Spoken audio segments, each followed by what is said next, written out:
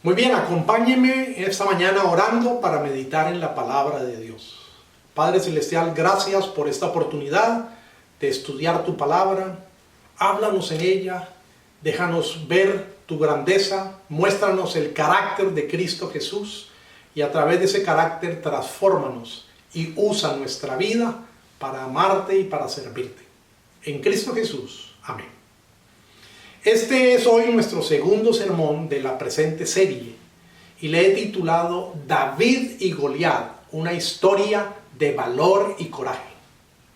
La mayoría de las personas, cuando leen esta historia o escuchan una predicación acerca de ella, se sienten desafiados a tratar de imitar la fe y el valor de David. Se sienten animados a hacerle frente a sus enemigos gigantes. Pero tal motivación suele durar poco tiempo.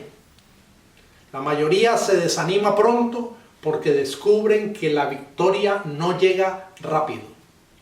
Los que son más constantes lo intentan una y otra vez, pero pareciera como que siempre están regresando al comienzo. Y eso se debe a que su avance es poco o es nada. ¿Por qué está esta historia aquí en la Biblia? El propósito de ella no es que nos identifiquemos con David, el héroe del relato. El propósito es mirar a través de David al verdadero campeón de Dios, a Jesús, que ha venido, ha peleado y ha vencido por nosotros.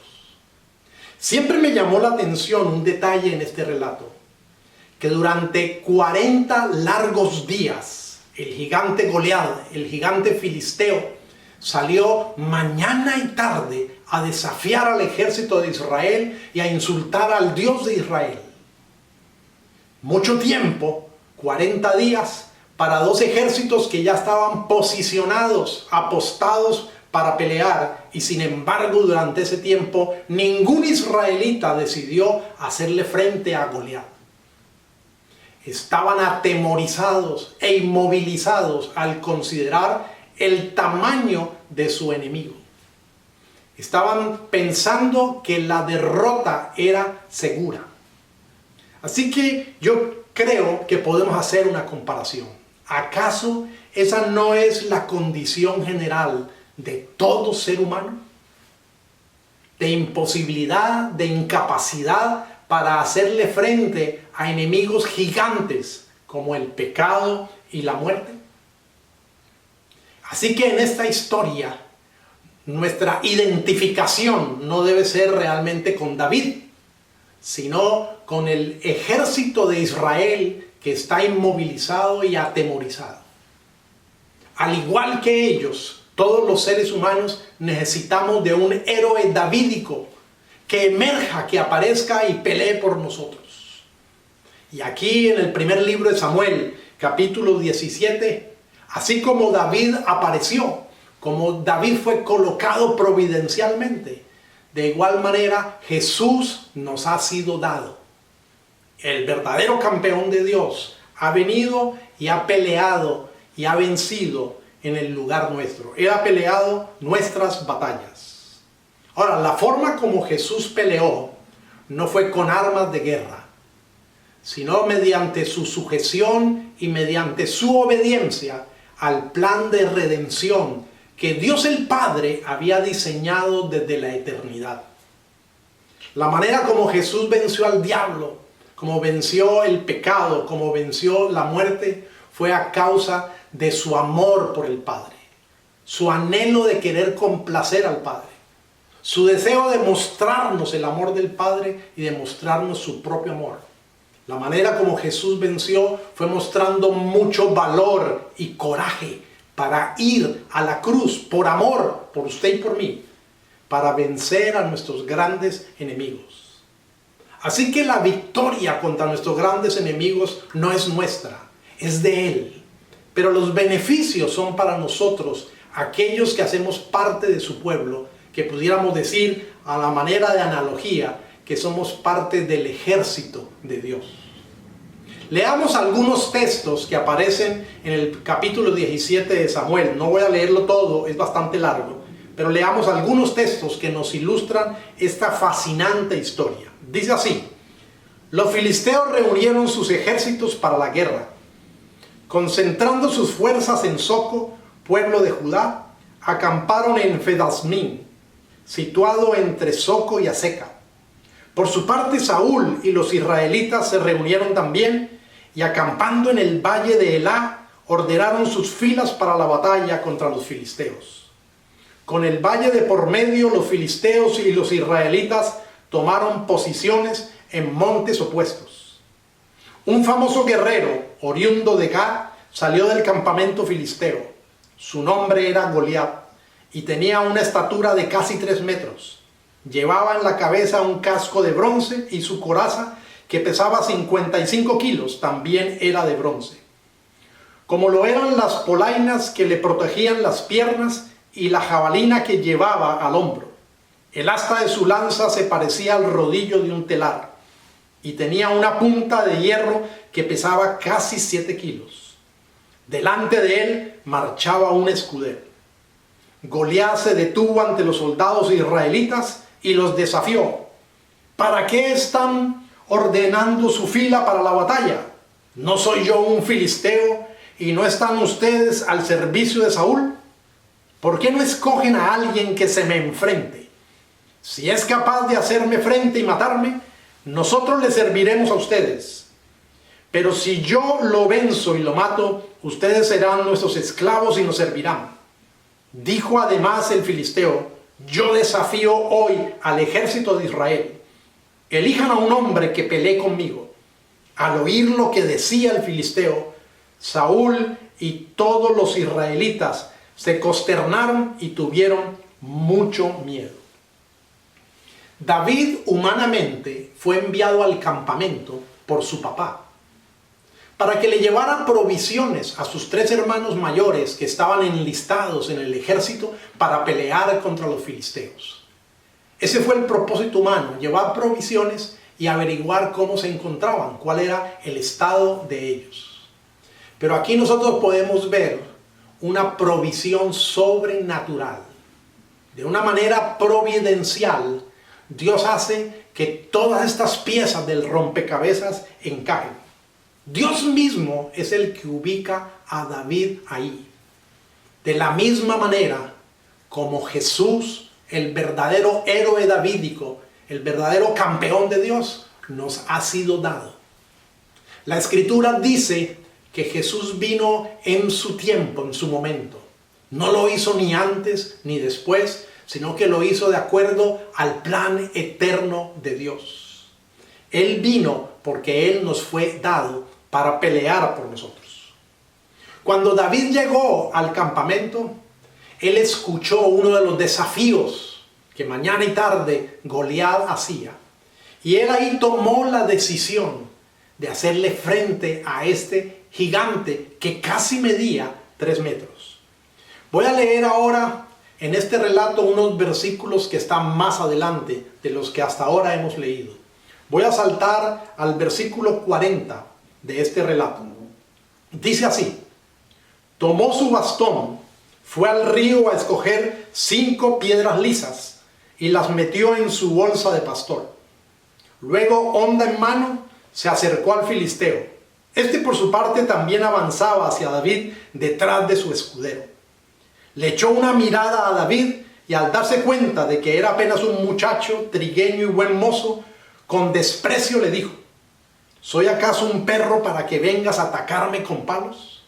Y maldiciendo a David en nombre de sus dioses, añadió: ven acá, que les voy a echar tu carne a las aves del cielo y a las fieras del campo. David le contestó: tú vienes contra mí con espada, lanza y jabalina, pero yo vengo a ti en nombre del Señor Todopoderoso, el Dios de los ejércitos de Israel, a quien has desafiado. Hoy mismo el Señor te entregará en mis manos y yo te mataré y te cortaré la cabeza. Hoy mismo echaré los cadáveres del ejército filisteo a las aves del cielo y a las fieras del campo, y todo el mundo sabrá que hay un Dios en Israel. Todos los que están aquí reconocerán que el Señor salva sin necesidad de espada ni de lanza. la batalla del Señor, y Él los entregará a ustedes en nuestras manos. Quiero usar un ejemplo para enfatizar que el propósito de esta historia en la Biblia no es que nos identifiquemos con David. David no aparece en esta historia representándonos a usted y a mí como creyentes. Realmente David aparece en esta historia como un tipo de Cristo. Está representando al verdadero campeón de Dios. Quiero enfatizar eso porque nuestra verdadera identificación es con el ejército que está atemorizado, que está inmovilizado, que está incapacitado para hacerle frente al desafío de su inmenso enemigo. El ejemplo que quiero usar es el siguiente. Si usted, al igual que yo, es un mal nadador, pues yo apenas aprendí a mantenerme a flote para no hundirme. Aprendí apenas lo básico para dar unas cuantas brazadas y avanzar en la piscina y en el mar. Pero me canso muy pronto porque mi técnica de respiración no es buena.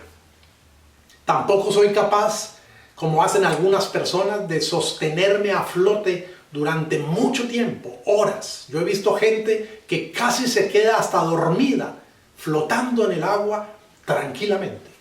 Yo no. Si no me estoy moviendo, entonces comienzo a hundirme. Entonces, imagínese cuál sería mi sentimiento si yo estuviera en un barco que acaba de chocar. Y nos acaban de informar que no tiene botes inflables, que tampoco hay suficientes salvavidas personales para cada uno de los pasajeros. Se nos acaba de decir que lo que tenemos que hacer es saltar al mar y tratar de nadar unas cuantas millas para llegar a la playa y salvar nuestra vida. Mis sentimientos seguramente serían iguales que los del ejército de Israel, de temor y de paralización, considerando que el desafío que hay por delante me está presentando casi segura la derrota, la muerte, al considerar que no tengo las habilidades ni el aprendizaje adecuado para enfrentar tal tarea. Muy probablemente el instinto de conservación me jugaría en contra, invitándome a quedarme inmóvil sin saltar del barco, aunque éste se estuviera hundiendo. La derrota contra Goliat por parte del pueblo de Israel, del ejército, era casi segura. Ese sentimiento los inmovilizó, los llenó de temor, de terror. Pero volviendo al ejemplo del barco, la historia sería diferente. Si a pesar de chocar, se nos informa que hay suficientes botes inflables para todos, que aparte de eso hay suficientes salvavidas personales para cada uno de los que vamos a bordo. Y sumado a eso, aun si intentamos estar nadando, de pronto un fuerte y hábil salvavidas viene nadando hacia nosotros y nos asegura para no hundirnos y nos lleva a la playa. Ese sería nuestro héroe en esa ocasión. Los botes inflables o los salvavidas personales o el salvavidas entrenado, experto en estas lides, harían el trabajo por nosotros, los que no sabemos nadar lo suficientemente bien. De igual manera, David emergió y liberó al pueblo de Israel, al ejército de Israel, de ser invadidos y esclavizados por los filisteos. De igual manera, Jesús se ha abierto paso en medio de nuestra debilidad. Él fue provisto por Dios para eso, y Él ha peleado y ha vencido contra nuestros enemigos. Así que lo que necesitamos ver en esta historia a través de David es a Jesús, el verdadero campeón, el verdadero héroe de Dios. Jesús es nuestro verdadero David. Jesús es el verdadero campeón de Dios, que ha vencido, que ha emergido de manera providencial, ha llegado en su momento, en su tiempo, y ha obtenido la victoria por nosotros. No es con tu gran fe y con tu gran valor que realmente vas a vencer a tus gigantes enemigos. No, sino que es Jesús el que ya ha vencido. Así que todo lo que tú necesitas hacer, todo lo que yo necesito hacer, es volver mi atención y colocar mi fe de todo corazón en Jesús, en su persona y en su obra, en lo que Él ha hecho. Porque Él ha sido la provisión de Dios para liberarnos. Él ha sido la provisión de Dios para el perdón de nuestros pecados y para la obtención de la vida eterna, la salvación eterna. Así como David pudo hacerlo en ese momento con el ejército que estaba inmovilizado, Jesús lo hace con su pueblo, con aquellos que depositamos nuestra confianza en Él. El verso 47 del primer libro de Samuel 17 dice lo siguiente: todos los que están aquí reconocerán que el Señor salva sin necesidad de espada ni de lanza. La batalla es del Señor y Él los entregará a ustedes en nuestras manos. ¿Qué motivó a David a avanzar contra Goliat? Yo he visto varios elementos aquí que se mezclan. En primer lugar, veo que surgió un enojo. Surgió en David un deseo de no dejar el insulto contra Dios y contra el ejército de Dios como algo liviano, como algo que pasara. David quiso hacer algo. En esa época, en medio de las naciones paganas, existía la creencia de que sus dioses intervenían en las batallas.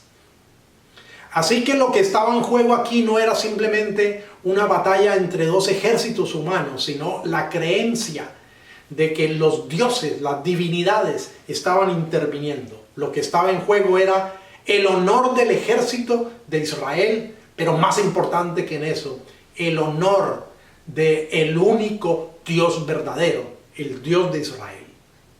Note las siguientes palabras de David, versículos 26 y 45. ¿Quién se cree este filisteo pagano que se atreve a desafiar al ejército del Dios viviente? Y en el 45, tú vienes contra mí con espada, lanza y jabalina, pero yo vengo a ti en el nombre del Señor Todopoderoso, el Dios de los ejércitos de Israel, a quien has desafiado. Esto me recuerda el celo y el valor de Jesús cuando expulsó a los mercaderes del templo porque habían convertido la casa de oración para honrar la gloria de Dios el Padre en una cueva de ladrones. David no estaba buscando su propia fama, su propia grandeza. David estaba buscando dejar bien en claro que había un solo Dios verdadero, y ese era el Dios omnipotente, creador de los cielos y de la tierra. El segundo elemento que yo observo aquí que hizo que David fuera contra Goliat es que había en él una gran confianza y una gran gratitud por lo que Dios había hecho y estaba haciendo en su vida. David era un escogido por Dios de una manera soberana, no por lo que David hubiera hecho. Él era el menor de 8 hermanos. No era el más alto. No era el más imponente. No era el más fuerte. No era el que más se le tenía en cuenta. Por el contrario, era el relegado. El que se le excluía aún de las reuniones familiares. El que no se le consideraba importante. Pero Dios lo había escogido. Así que había una gratitud. Lo que movía a David era un amor por Dios. Lo que movía a David no era el miedo, sino un tremendo amor por Dios y un tremendo celo por la gloria y la grandeza de Dios. Él amaba valorar el reconocimiento de la grandeza de Dios, de su gloria, y eso hizo que fuera capaz de colocar su vida en riesgo. El tercer elemento aquí es que David sabe que Dios mismo es el que pelea las batallas, que actúa para reivindicar su propia gloria. Dios no necesita de que nosotros reivindiquemos su gloria. Él se basta por sí mismo. Se nota en este pasaje que hay una intervención sobrenatural donde Dios de una manera inusual está interviniendo y está juntando, como les dije ahora, todas las piezas de este rompecabezas. Dios nos quiere mostrar que Él usa normalmente al débil. ¿Quién se iba a imaginar que un muchacho tan joven, sin armas de guerra, sin armadura, con unas cuantas piedras, pudiera enfrentar a semejante gigante, experto en la guerra y, como diríamos coloquialmente, armado hasta los dientes? ¿Quién se iba a imaginar que justo la primera piedra que David lanzara con su honda iba a dar en el blanco y que iba a ser suficiente para derrotar la altivez, el orgullo y la presunción de Goliat? Todo esto nos hace ver una provisión de Dios, una intervención sobrenatural de Dios que está orquestando todos estos elementos.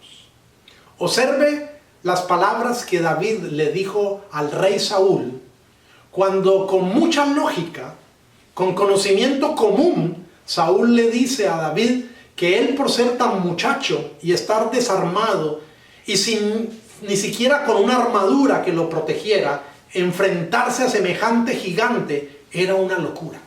Pero miren lo que David le dijo, versículos 36 y 37. Si este siervo de su majestad ha matado leones y osos, lo mismo puede hacer con ese filisteo pagano, porque está desafiando al ejército del Dios viviente. El Señor, que me libró de las garras del león y del oso, también me librará del poder de ese filisteo.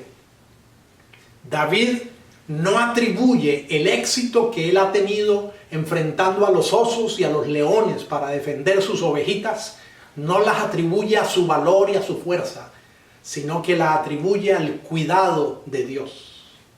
Y esa misma motivación, esa misma gratitud, ese mismo amor en deuda es lo que los lleva a pelear contra Goliat.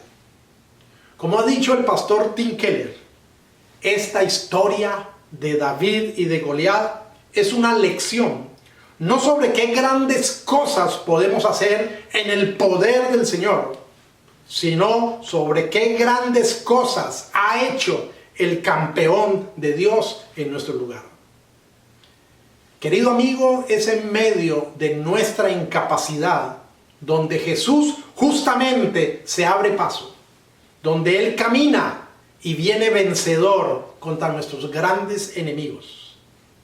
Nos rescata para no ser esclavizados y dominados por nuestros grandes enemigos, así como Dios proveyó a David para que el ejército israelita no fuera invadido y esclavizado por los filisteos.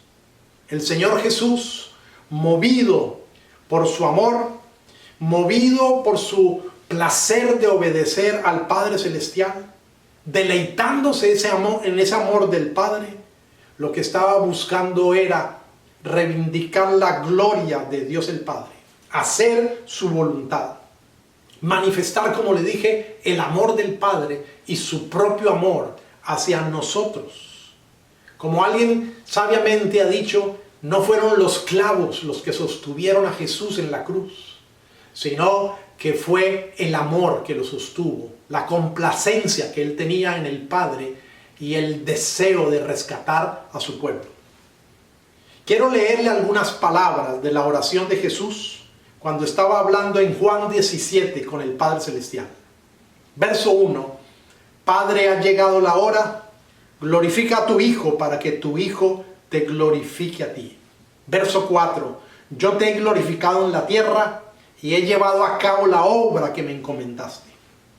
Y en Juan 7:18 dice de la siguiente manera: quien habla por su propia cuenta solo quiere que la gente lo admire, pero yo solo deseo que mi Padre que me envió reciba el honor que le corresponde. Por eso siempre digo la verdad. ¿Cuál es la conclusión Querido amigo, que usted y yo podemos sacar de esta fascinante historia que nos muestra a Jesús y lo que Jesús ha hecho como provisión de Dios.